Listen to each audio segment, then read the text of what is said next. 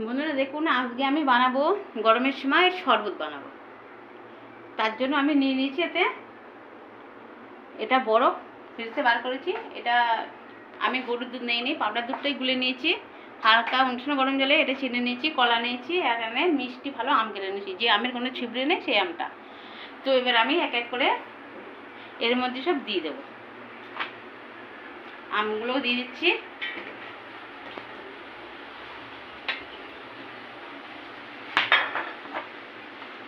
কলাগুলোও দিয়ে দিলাম, চিনিটা দিয়ে দিচ্ছি। আইসক্রিম আছে এখনো, আইসক্রিমটা নিয়ে আসছি।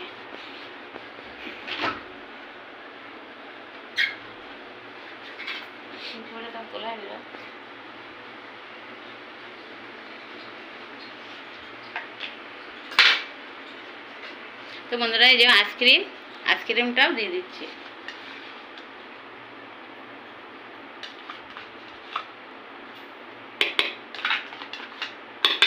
এবার দিয়ে দেবো দুধ। এখন দুধটা কতটা গুলবো দেখে বুঝতে পারছে।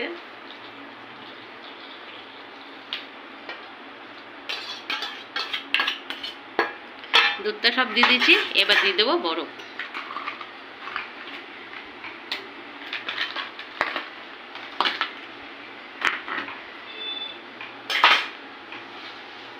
এবারে ঢাকনাটা লাগিয়ে ব্লেন্ডার করব।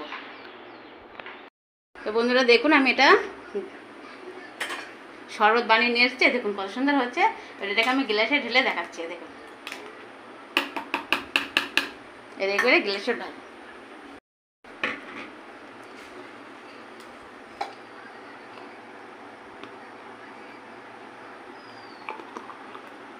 শরবতগুলো ঢেলে দিচ্ছি।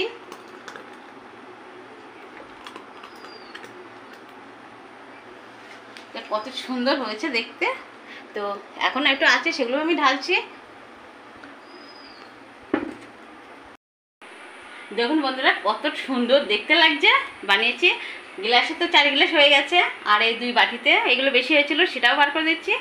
তা দেখুন কতটা সুন্দর হয়েছে। এই গরমে আপনারা যদি ঠান্ডা এইভাবে শরবত বানিয়ে খান, অনেক ভালো লাগবে।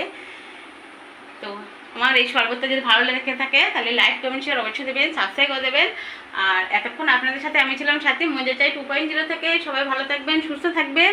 আবার পরে একটা রেসিপি নিয়ে আপনাদের সাথে আবার দেখা হচ্ছে। টাটা।